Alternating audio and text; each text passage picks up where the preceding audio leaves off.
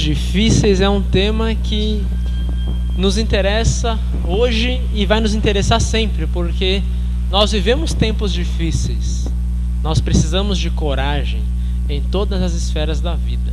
E a vida moderna torna isso ainda mais imperativo, porque a concorrência no trabalho é maior.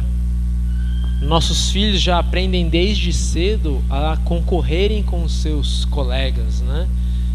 Houve uma grande mudança na educação. Existem rankings agora, né, de os melhores alunos, as melhores classes, Olimpíadas, o que já incute nas crianças essa necessidade de competição em tempos difíceis. E a vida é assim, né? Nós temos ali algumas figuras de exemplos dos tempos difíceis em que vivemos. O que a gente vê na primeira figura ali?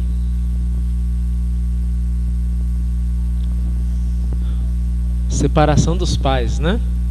Cada vez mais comum e cada vez mais normal, digamos assim. Mas nem por ser comum ou normal, isso quer dizer que é saudável.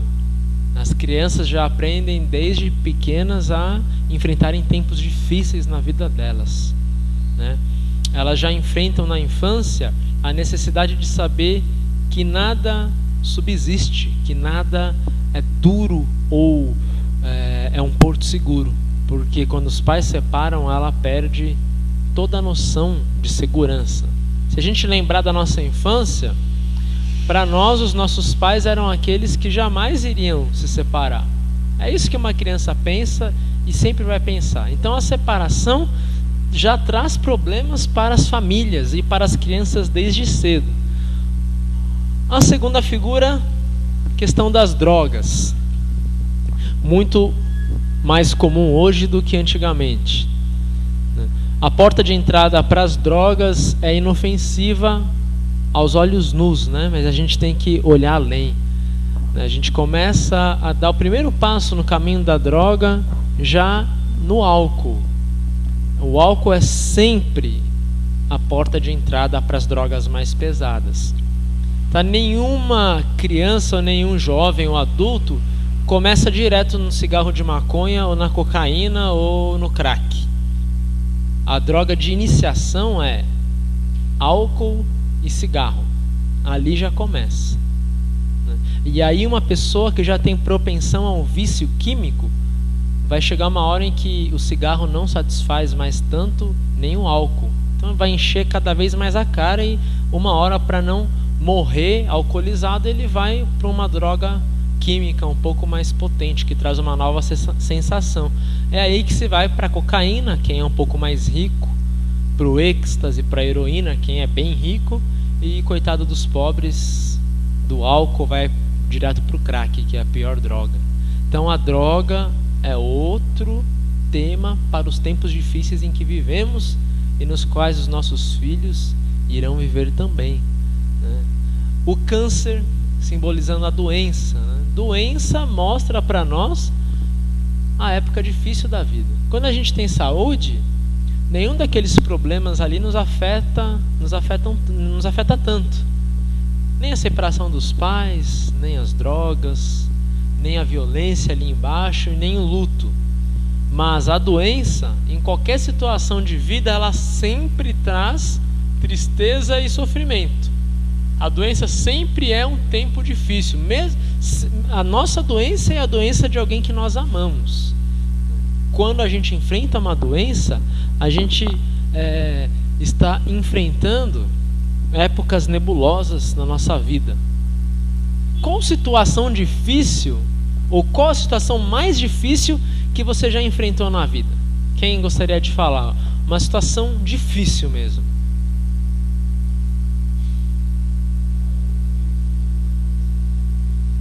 Doença da sua mãe, o AVC da mãe do Sérgio, né? Uma época difícil pela doença em si e por tudo que essa doença acarreta, né? Toda a debilidade de uma pessoa que está se recuperando do AVC, né? Então, o Sérgio compartilhou o momento da doença da mãe. Alguém teve mais um momento difícil também? Um momento de dúvida, de angústia. de medo. Todos nós sofremos, né, esses momentos.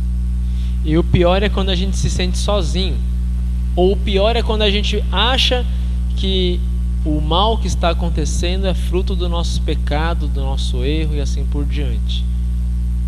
Porque quando a gente pensa essas duas coisas, nós não temos coragem para enfrentar.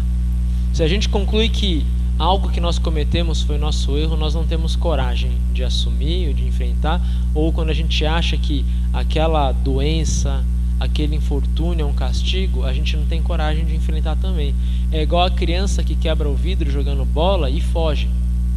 Se foi o irmão que quebrou, ele fica lá e até tenta consertar o vidro e enfrenta o problema. Agora o irmão que quebrou, ele foge, porque ele tem medo, ele sabe que foi erro dele. Mas será que os tempos difíceis são só nossos erros? É um castigo de Deus, né? É isso que nós queremos ver, né? O sofrimento na vida, ele existe por causa daquilo ali. A origem está em nós mesmos ou em outros, né? Se eu não tenho uma vida de cuidar da saúde, provavelmente eu vou sofrer de alguma doença. Então aquele sofrimento daquela doença em particular é fruto do meu mau cuidado, né? Se eu tenho dor na coluna, de repente é porque eu não sento direito, eu não me porto direito, né? Mas muito do sofrimento que nós temos vem de outros. Aquela advogada, aquela dentista, né, que foi brutalmente queimada, assassinada. Não dá para dizer que foi erro dela. Ela abriu a porta porque pensou que era um futuro paciente, né? E ela foi brutalmente queimada. Então o sofrimento na vida daquela dentista e o sofrimento na vida da família dessa mulher foram ocasionados por outros que agora estão presos, né? Em suma, resumindo tudo isso, o sofrimento tem origem no pecado de todos nós. Eu gero sofrimento na vida de outra pessoa, ela gera sofrimento na minha, eu mesmo gero sofrimento na minha própria vida e assim por diante. Resumindo isso, mais uma vez, né? É o ser humano que oprime o ser humano. Não é tão produtivo perguntar quem gerou o sofrimento, porque isso não vai trazer a solução, não vai nos dar coragem. O sofrimento está ali, não interessa muito quem trouxe, a gente tem que ter coragem para enfrentá-lo, né? Agora, a pergunta que surge quando a gente sofre é: por que Deus permite? Ou o que Deus está fazendo quando eu estou sofrendo? Aonde estava Deus quando aquela dentista foi queimada? O que Deus estava fazendo naquele momento? O que Deus está fazendo no momento em que uma criança morre de fome na África ou aqui no Brasil? O que Deus está fazendo agora quando nós sofremos?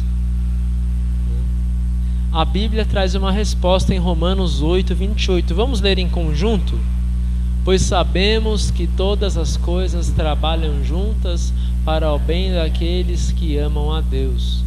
Romanos 8:28. Parece inacreditável, né? Enxergar de repente algo de proveitoso num assassinato, numa doença e assim por diante. A verdade é que Deus pode transformar esse sofrimento em algo bom para nós. Não quer dizer que a gente deva aceitar o sofrimento, né?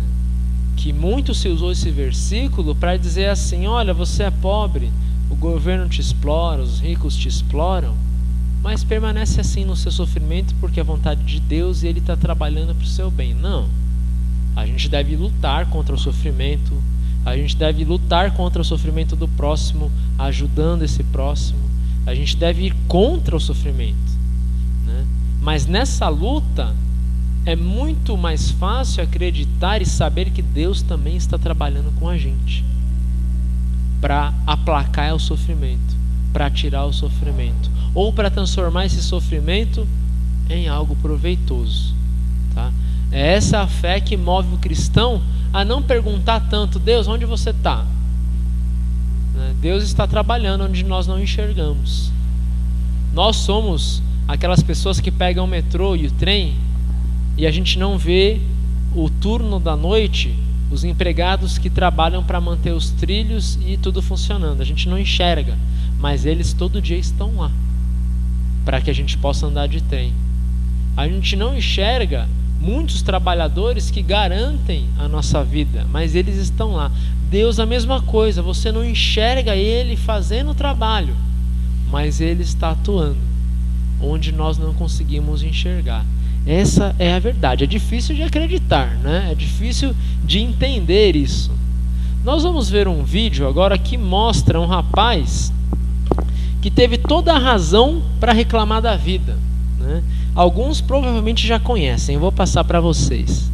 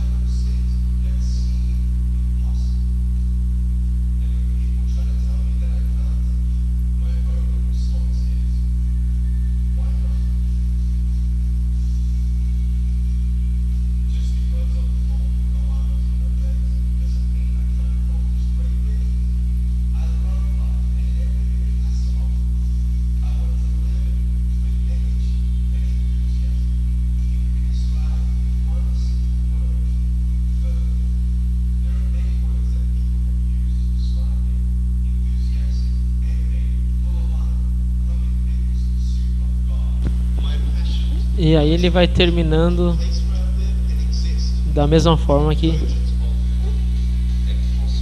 começou. Vocês conheciam esse rapaz? Já tinham visto? Ele é uma grande fonte de inspiração.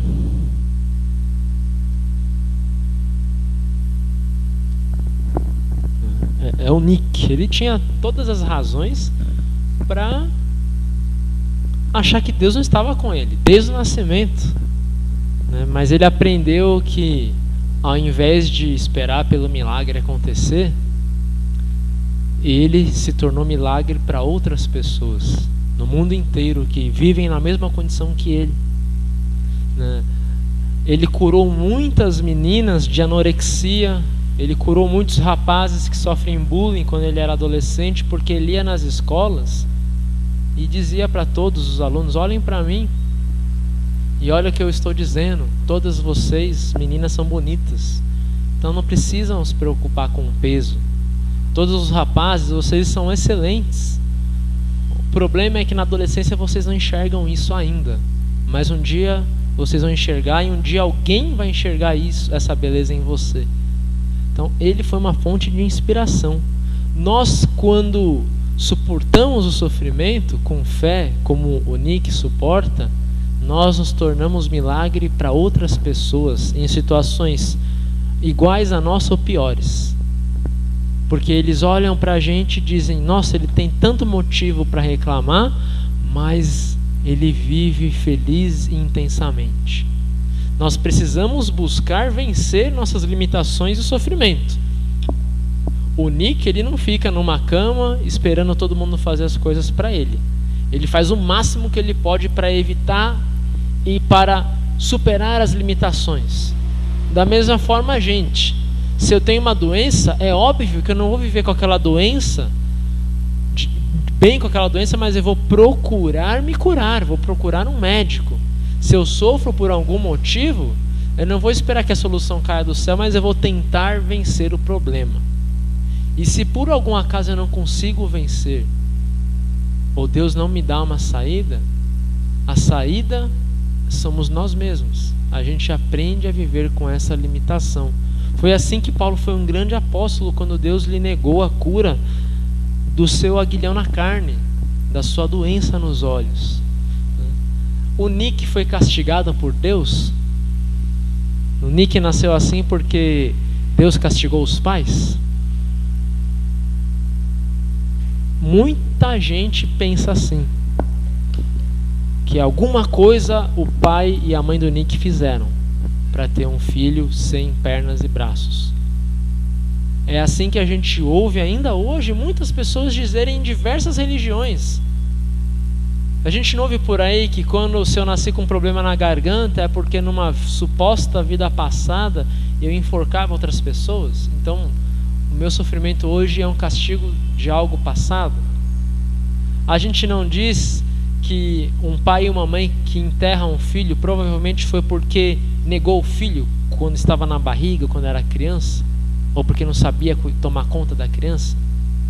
A gente continuamente pensa tudo isso, que o sofrimento e as limitações são um castigo de Deus.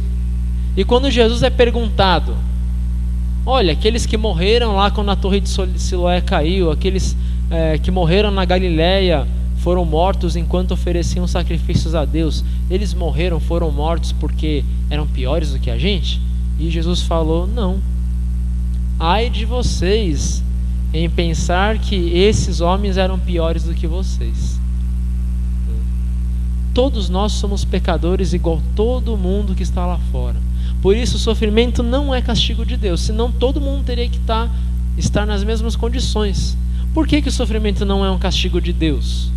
Porque Cristo pagou pelos nossos pecados. Vamos ler o que Paulo escreve em Colossenses 2, 13 e 14. Deus perdoou todos os nossos pecados e anulou a conta de nossa vida, com os seus regulamentos que nós éramos obrigados a obedecer. Ele acabou com essa conta pregando-a na cruz.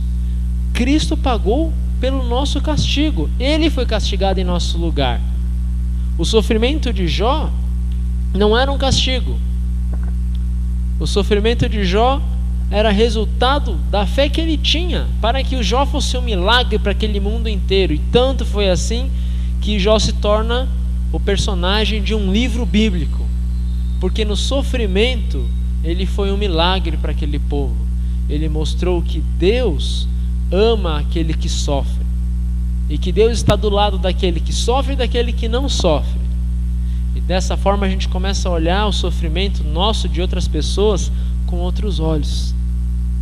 A gente para de dar ouvidos a essas baboseiras que existem por aí, que falam de maldição hereditária, né? Existem igrejas que pregam isso, de que você tem uma maldição herdada dos seus pais ou dos seus avós, que uma criança que foi oferecida num terreiro, ela está amaldiçoada, e assim por diante, que você tem uma maldição porque carrega um presente do seu tataravô, e esse seu tataravô fez alguma coisa com aquele objeto, e a gente começa a achar que as coisas que dão errada na nossa vida, que estão errados, nós começamos a achar que isso é fruto de algum pecado oculto, de algum castigo que Deus quer nos punir e assim por diante.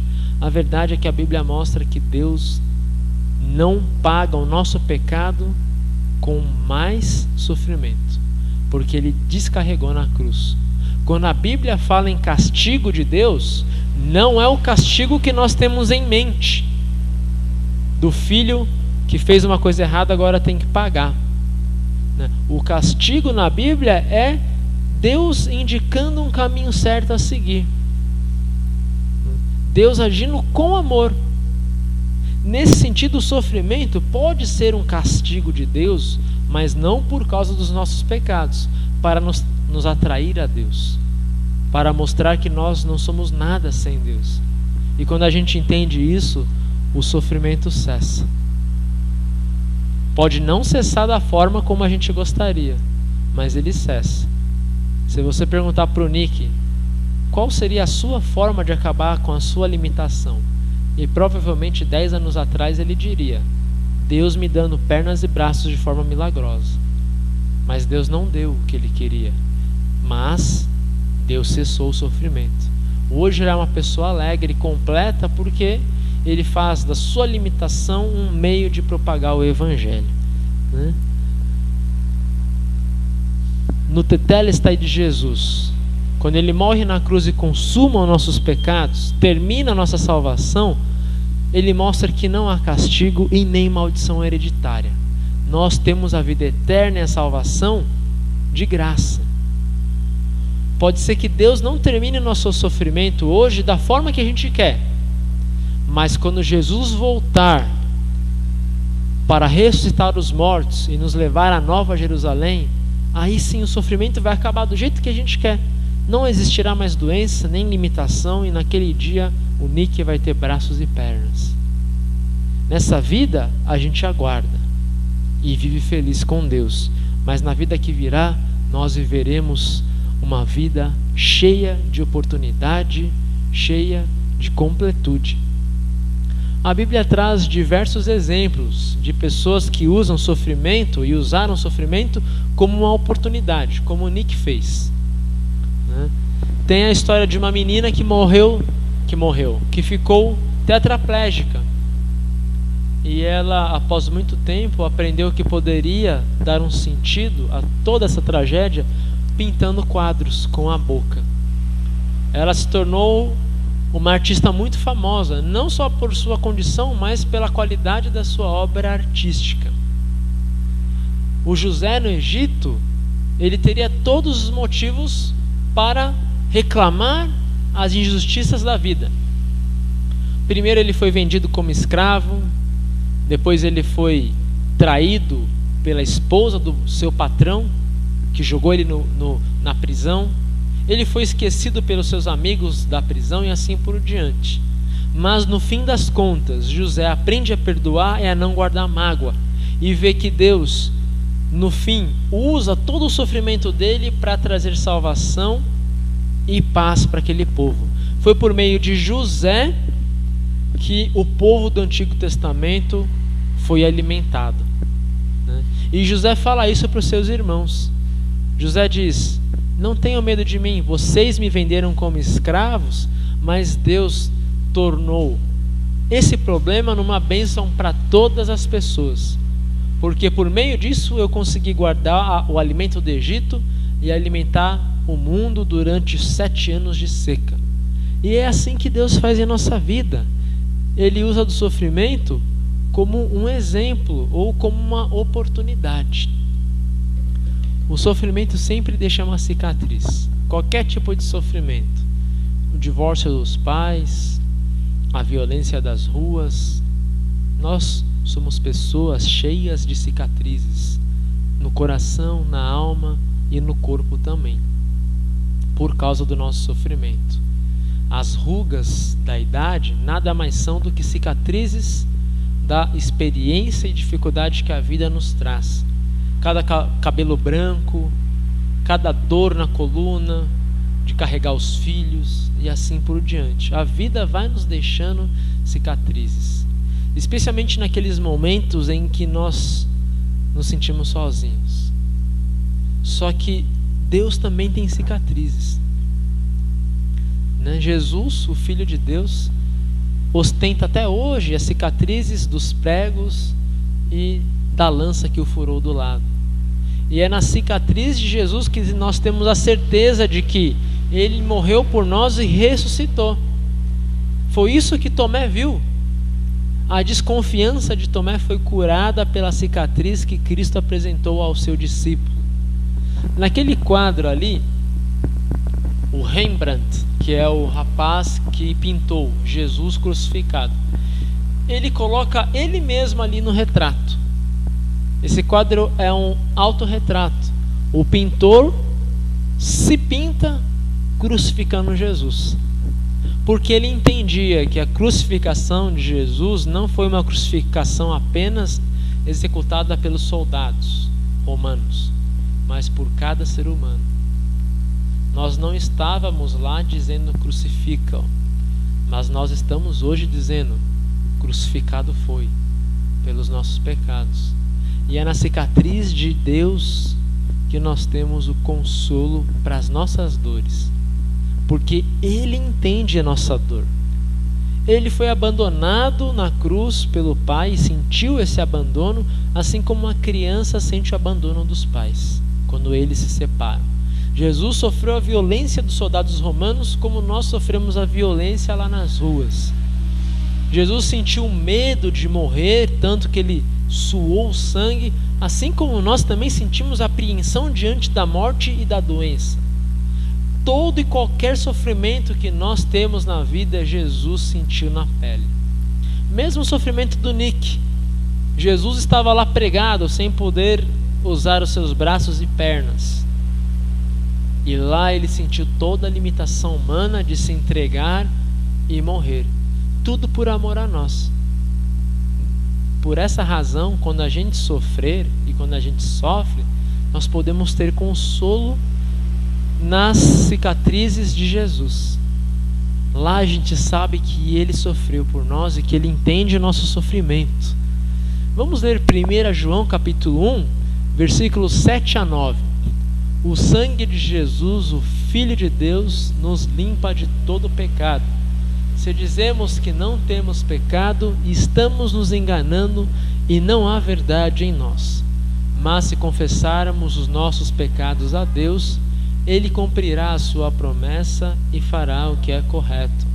Ele perdoará os nossos pecados e nos limpará de toda a maldade. É nas cicatrizes de Jesus que nós temos a cura para os nossos pecados. E um dia, finalmente, o sofrimento terá fim. Nós lemos esse texto hoje, inclusive, né?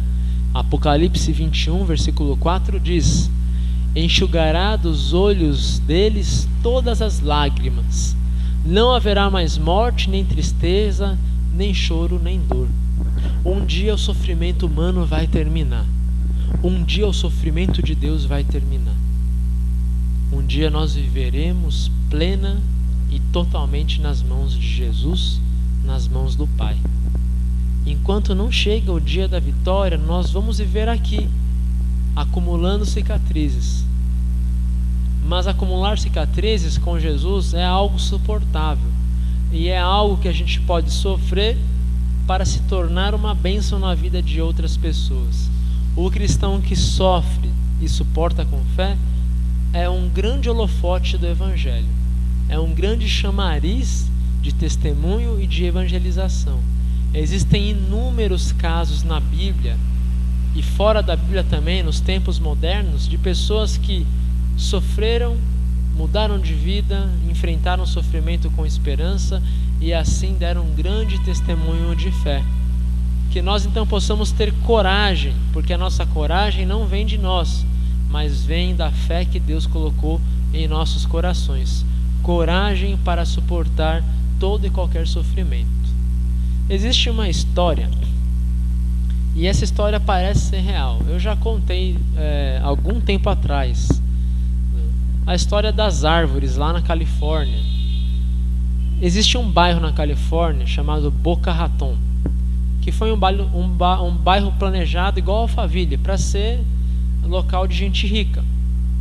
Ali pelos anos 60, muita gente endinheirada comprou casas, fez as suas casas e sabe como é pessoa rica, né?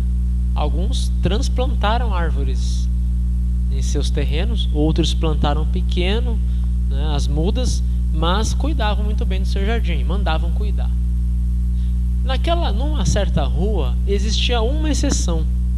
Era um velho general da reserva americana que plantou a sua grama, as suas árvores, mas ele não adubava, ele não regava, ele não cuidava do seu jardim, ele apenas arrancava o mato e cortava a grama.